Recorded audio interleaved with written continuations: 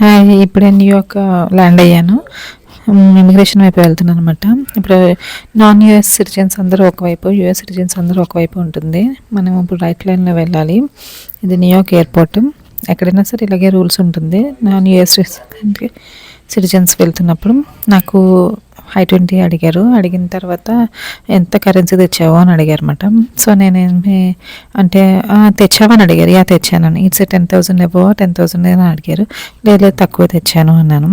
అంతే.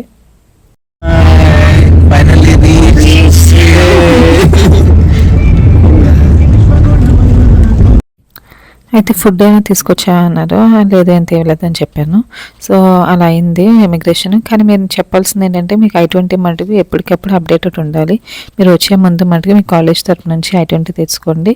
ఎందుకంటే అందులో స్టెమ్ ఓపీటీ ఏదో ఒక అప్డేషన్ ఉంటుంది కాబట్టి అదే సేమ్ మనకి కూడా ఇస్తారన్నమాట. సో F1 వాళ్ళ దగ్గర నుంచి F2 వాళ్ళది సేమ్ అప్డేషన్ ఉండాలన్నమాట. ఓకేనా? బాయ్. Thank you.